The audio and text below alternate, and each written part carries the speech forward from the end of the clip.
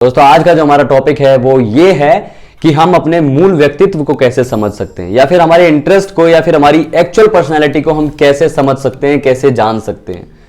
तो दोस्तों हम में से ना अधिकांश व्यक्तियों को ये नहीं पता होता कि सच में हमारा मूल व्यक्तित्व क्या है, या फिर इसको ऐसे लेते हैं, छोटा बच्चा होता है तो वो बहुत उलझ जाता है। उसकी माँ कहती है कि मैं इसे एक डॉक्टर बनाना चाहती हूँ, या फिर उसके पिता कहते हैं कि मैं इसको एक इंजीनियर बनाना चाहता हूँ, उसके दादा कहते हैं या फिर मैं इसे एक क्रिकेटर बनाना चाहता हूँ। तो दोस्तों ये सब चल रहा होता है, उसको इतनी पट्टी पढ़ाई जाती है कि एक्चुअल में वो बहुत उलझ जाता है, वो ये नहीं समझ पाता कि वो क्या करना चाहता है। हमारा देश कभी कृषि प्रधान हुआ करता था, लेकिन आज हमारा देश कृषि प्रधान से हटकर इंजीनियर प्रधान हो चुका है। हमारे आसपास ऐसे बहुत सारे लोग हैं जो डॉक्टर, इंजीनियर या आईएएस बनना चाहते हैं। अगर देखा जाए तो उनमें से 50% से ज्यादा लोग ऐसे हैं जिनको मूलतः आईएएस या डॉक्टर बनने की इच्छा नहीं है, जबकि समाज ने उनको इतनी पट्टी पढ़ा दी है, या फिर उनको ऐसा लगने लगा है कि डॉक्टर और इंजीनियर बनना ही एक सबसे बड़ी चीज है, या फिर डॉक्टर इंजीनियर बनने से बढ़कर इस दुनिया में कोई क्रिएटिविटी ही नहीं है, या फिर कोई काम ही नहीं बचा है। तो दोस्तों इस वजह से वो अपनी क्रिएटिविटी को कभी भी नहीं समझ पाते। अगर देखा जाए तो जो आईएएस या डॉक्टर बनने की उनकी इच्छा है वो उनकी खुद की इच्छा है ही नहीं, जबकि समाज के द्वारा थोपी गई उनके ऊपर एक ऐसी इच्छा है जो उनकी ना होते हुए भी वो पूरा करना चाहते हैं।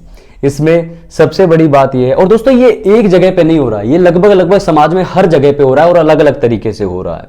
दोस्तों मैं आपको मूल व्यक्तित्व को पहचानने के आज 2 तरीके बताना चाहता हूं, जिन तरीकों से यह समझा जा सकता है कि आदमी का मूल व्यक्तित्व क्या है। तो दोस्तों इसमें सबसे पहला तरीका तो ये है कि जब बच्चा छोटा होता है तो उसे समझ आ जाए, या फिर वो ये कहता है कि मैं एक कवि बनना चाहता हूं।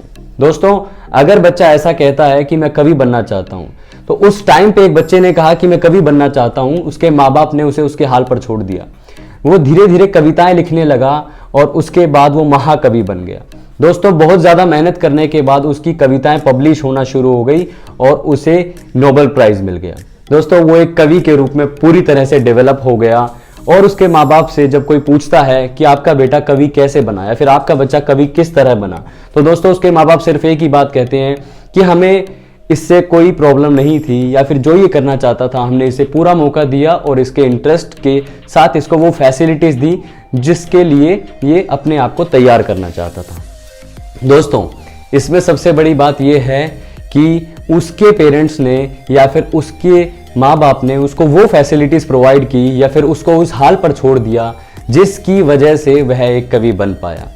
दोस्तों ऐसा बहुत कम केसेस में होता है। दोस्तों अधिकतर केसेस में क्या होता है?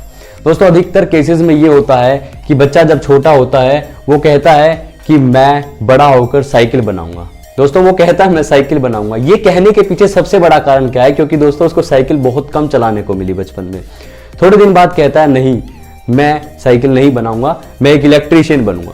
दोस्तों मतलब बदलता रहता है। दोस्तों होता है ना कई बार ये चीज, लेकिन क्या होता है वो थोड़े दिन बाद कहता है नहीं इलेक्ट्रीशियन बनूंगा। वो इलेक्ट्रीशियन बनने की बात वो क्यों बोलता है? क्योंकि उसे इलेक्ट्रिकल चीजों से खेलना अच्छा लगता है।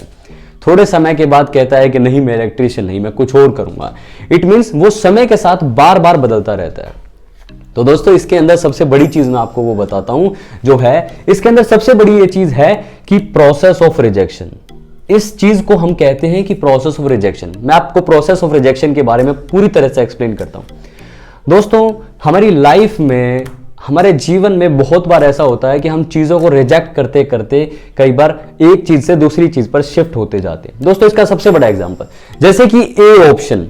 कोई इंसान जीवन में कहता है कि मुझे ए ऑप्शन से रिलेटेड कुछ करना है, तो थोड़े दिन बाद उसे समझ में आता है कि नहीं ये मेरे लिए नहीं बना, या फिर मैं ये काम नहीं कर सकता, या फिर मुझे इसमें इंटरेस्ट नहीं। दोस्तों फिर वो बी पर शिफ्ट हो जाता है।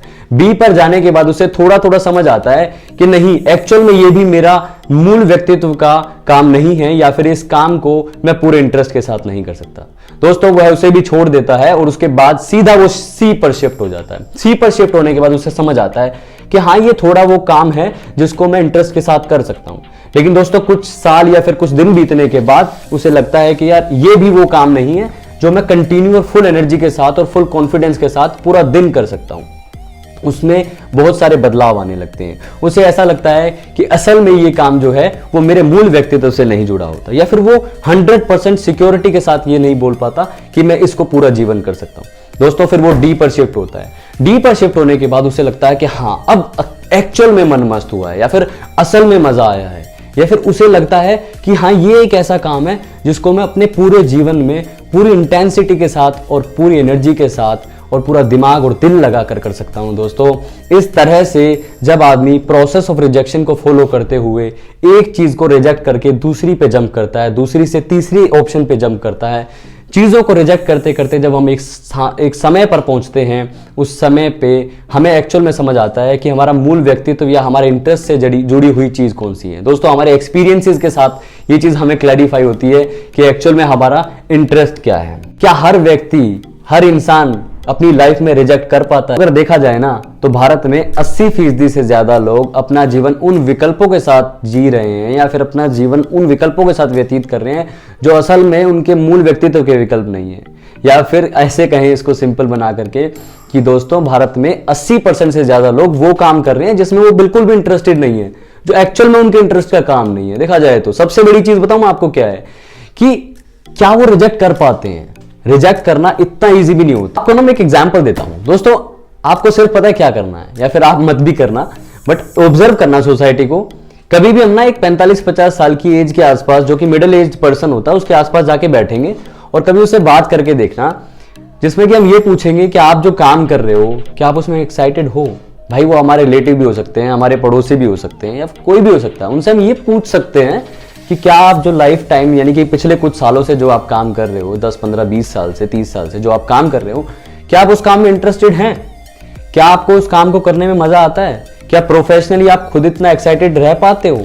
तो दोस्तों जब हम उनसे पूछेंगे ना, तो एक तो ये बात है कि वो ईमानदारी से जवाब ना दे। दोस्तों अगर ईमानदारी से बताएंगे ना आपको, तो मैक्सिमम केसेस में, देखो एक्सेप्शंस हर जगह पे होते हैं, तो दोस्तों मैक्सिमम केसेस में ये सुनने को मिलेगा कि भाई करूं क्या, इसके अलावा मेरे पे कोई ऑप्शन तो नहीं है, और जो मेरी क्रिएटिविटी का है या फिर जो मेरे इंटरेस्ट का काम है, अगर मैं उसको करने लगता हूं तो उसमें रिस्क भी तो बहुत बड़ी चीज है, या फिर मैं बहुत बुरा फंसा हुआ हूं, मैं नहीं निकल सकता इस चीज से।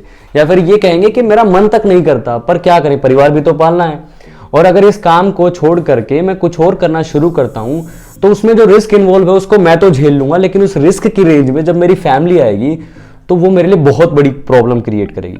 या फिर फाइनेंशियल इनसिक्योरिटीज को मैं कैसे हैंडल कर पाऊंगा उस टाइम पे। दोस्तों ये सबसे बड़ा सवाल होता है।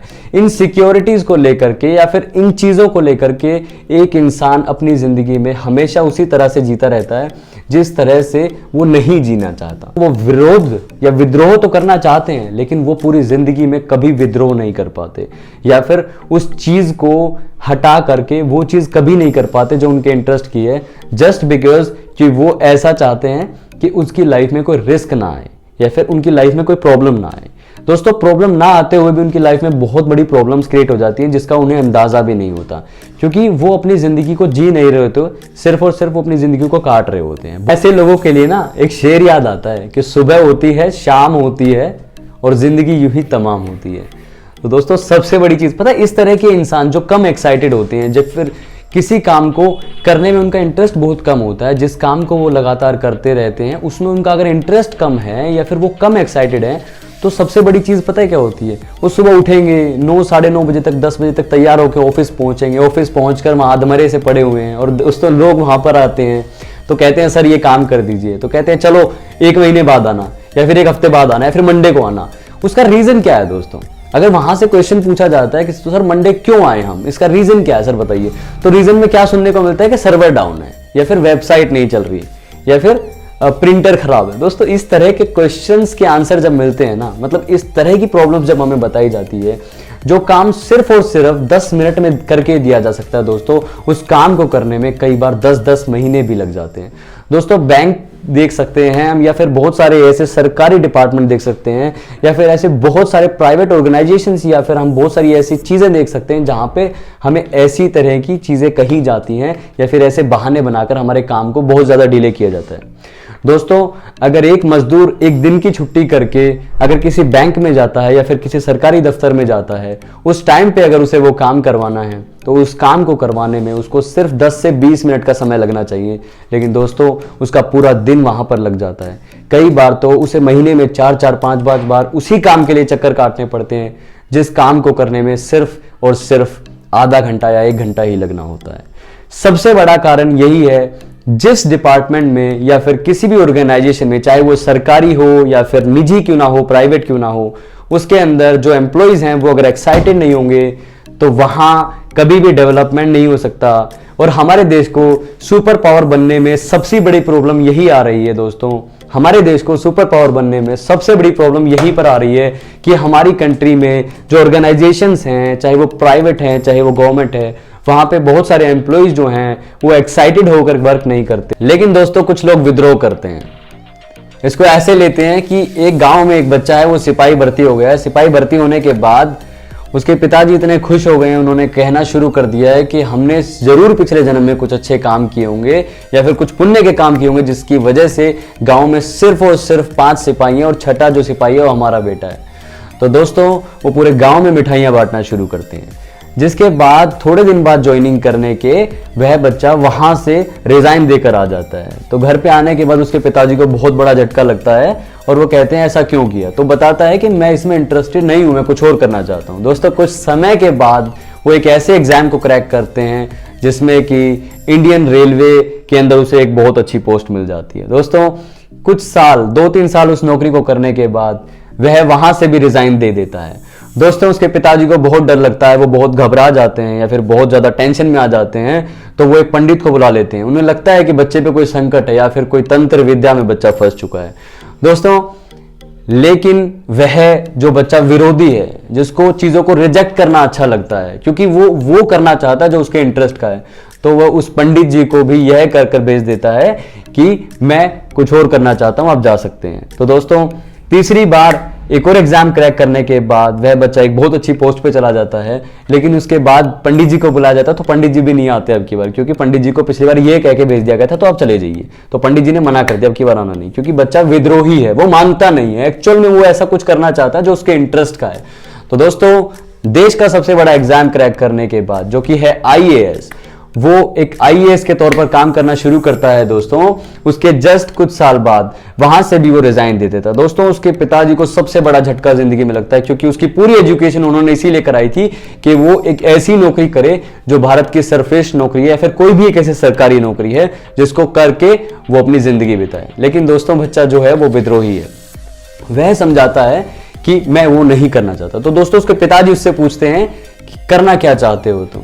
तो दोस्तों बताता है कि मैं एजुकेशन सिस्टम के लिए काम करना चाहता हूं, मैं ऐसी संस्थाएं बनाना चाहता हूं जिन संस्थाओं में मैं एजुकेशन सिस्टम के ऊपर काम कर सकूं, ऑर्गेनिक फार्मिंग के ऊपर काम कर सकूं, या फिर मेडिकल और हेल्थ केयर के लिए काम कर सकूं, शिक्षा स्वास्थ्य सेवाओं को सही बनाने के अंदर उसमें 100% अपना दे सकूं, जिसकी वजह से हमारे देश के लोगों को बहुत सारी सुविधाएं मिल सके। दोस्तों इस तरह के प्रोजेक्ट्स पर वो काम करना चाहता है। और दोस्तों कई साल ऐसे प्रोजेक्ट्स पे काम करने के बाद वो बहुत सारी ऐसी फाउंडेशंस को तैयार कर देता है, जिस फाउंडेशन से लाखों बच्चों की शिक्षा होती है और स्वास्थ्य के अंदर, हॉस्पिटल के अंदर बहुत अच्छा काम होना शुरू हो जाता है। दोस्तों बाहर से रहकर वो कुछ ऐसे काम करता है जो डिपार्टमेंट के अंदर रहकर नहीं किए जा सकते। तो इस चीज को देखने के बाद असल में जब अंत में पहुंचते हैं तो उसके पिताजी को बहुत अच्छा लगता है।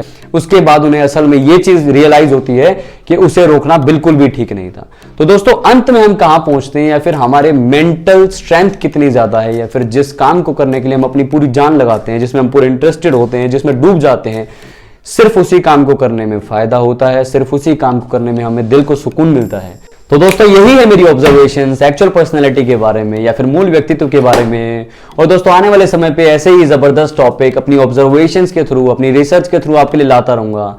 और अगर आपको मेरा काम पसंद आ रहा है या फिर आपको मेरी वीडियोस पसंद आ रही हैं, तो दोस्तों आप इनको लाइक कर सकते हैं, चैनल को सब्सक्राइब कर सकते हैं और अपने दोस्तों के साथ शेयर कर सकते हैं, जिससे मुझे मोटिवेशन मिलेगा और मैं आपकी फीडबैक को पढ़ने के बाद आपके लिए और अच्छे टॉपिक्स लाता रहूंगा। तो दोस्तों अपना समय देने के लिए धन्यवाद। Thank you so much and have a good day.